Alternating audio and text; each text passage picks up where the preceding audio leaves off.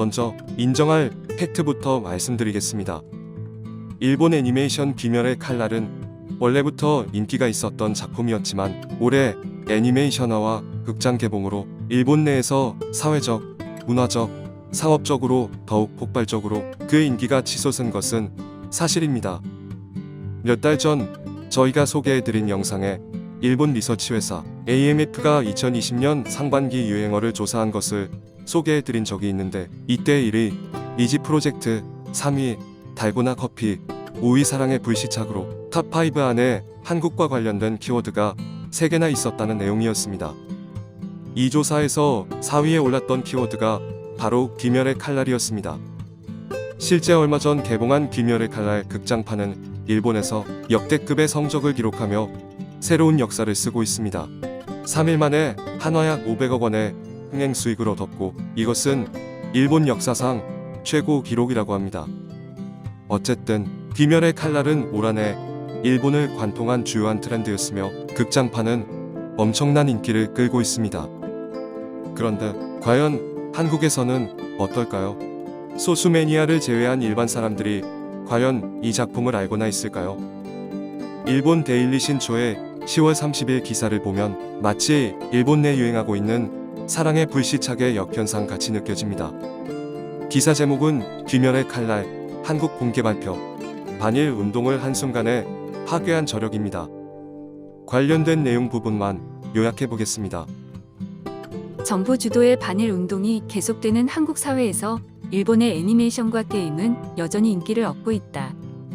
일본 국내에서 역대 흥행 기록을 갈아치우는 등 폭발적인 인기를 끌고 있는 귀멸의 칼날 무한열차편이 한국의 팬들에게 관심을 모으고 있다. 유니클로를 사지 않고 초밥을 먹지 않는 등 일상생활에서 반일 불매 운동을 주장하지만 게임기, 자동차, 카메라 등 첨단 기술 분야를 중심으로 일본의 선진성을 소비하는 양면성을 보여주는 선택적인 불매는 이번 영화에 빠진 한국인에게도 그대로 반영되어 있다. 한국의 귀멸의 칼날 무한열차편 수입회사인 SMG홀딩스는 27일 한국에서 12월에 이 영화가 개봉된다고 발표했다. 일본의 다이쇼 시대를 배경으로 하고 있으며 일본의 역사와 문화에 대한 한국인의 깊은 관심과 애정을 간파할 수 있다. 귀신의 가족을 살해당한 주인공이 힘을 내고 귀신을 퇴치하는 성장 스토리는 경쟁투성이의 사회를 살아가는 한국인의 공감을 이끌어내고 있다.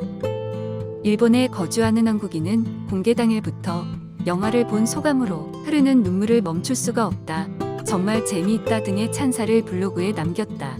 또 이 소감을 본 한국인은 일본의 만화 산업은 영원하다. 일본에 가서 영화를 보고 싶다. 일본에 거주하고 있어 행운이다. 볼 때마다 행복하다. 감동의 연속이다 등의 댓글을 남겨 상당한 애정을 표현한다. 또한 관련 상품 매출도 저로저로 국내 최대의 온라인 쇼핑 사이트에서 귀멸의 칼날을 검색해보니 6만 건의 상품이 판매되고 있었으며 구매자들은 딸에게 선물하려고 샀다. 너무 예쁘고 마음에 들었다. 모든 캐릭터를 소유하고 싶다. 등의 감상을 쓰고 있다.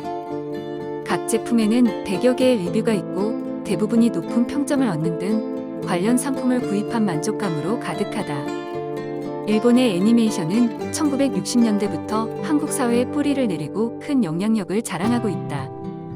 세일러문, 명탐정 코난, 드래곤볼, 슬램덩크 등의 애니메이션이나 영화는 큰 인기를 모았다. 지난해 징용공의 배상 판결과 위안부 합의의 파기 등 한국 정부의 반일 정책이 한국 사회에서 대규모의 반일 불매 운동을 일으켰지만 귀멸의 칼날 외에 카메라, 자동차, 게임기 등 일본에 의존해온 정밀 기기의 소비가 줄지 않아 반일 정책은 허구의 수준에 그치게 될 것 같다. 이상입니다. 글로벌 시대의 완벽한 불매 운동은 사실상 불가능합니다. 또 대체 가능한 적절한 상품이 없다면 피치 못하게 이용할 수도 있습니다. 그래서 저희 채널은 늘 반일보다는 극일에 초점을 맞추어 왔습니다. 아니, 반일이건 극일이건 다 떠나서 귀멸의 칼날은 전혀 한국 내 일본에 대한 인식을 바꾸는데 역할을 할 수 없습니다. 기사의 기자가 검색해본 쇼핑 정보는 네이버에서 검색한 것으로 보입니다. 네이버 쇼핑에서 검색해보면 기자가 말한 약 6만 개의 상품이 올라가 있습니다. 하지만 그다지 상업적으로 유의미한 부분은 아닙니다. 같은 방식으로 검색해보면 그들이 자랑했던 명탐정 코난, 슬램덩크도 5만여 개, 드래곤볼은 약 24만 개입니다. 특별한 문화적인 영향력 확대가 아니라 김밥 전국에서 새로운 김밥 종류가 하나 늘어난 정도입니다. 일본 내에서 실제 생활과 의식에 직접적인 영향을 미치고 있는 한국의 문화상품과는 전혀 결이 다릅니다. 다만 어떤 면에서 하나 반성을 하게 됩니다. 저희 채널은 과연 저 기자가 한 것처럼 침소봉대한 것은 없었는지에 관한 반성이었습니다. 스스로 돌아볼 때는 그런 점이 없는 사실에 진실적인 해석을 해왔다고 자부하지만 저 기자도 비록 과장하기는 했지만 근거의 출발점은 사실들이었습니다. 영상에서 하고 싶었던 말은 일본 내에서 저런 식의 과장된 내용의 잘못된 기사가 일본에 소개되고 있다는 현실이었지만 동시에 스스로도 돌아보게 되었습니다. 데일리 신초에 분노하며 동시에 스스로도 돌아보는 기회의 시간으로 삼겠습니다. 언제나 사실을 기반으로 저희만의 해석을 내놓는 컨텐츠를 만들겠습니다. 응원해주시는 모든 분들께 감사드리며 이상 타임앤 이슈였습니다.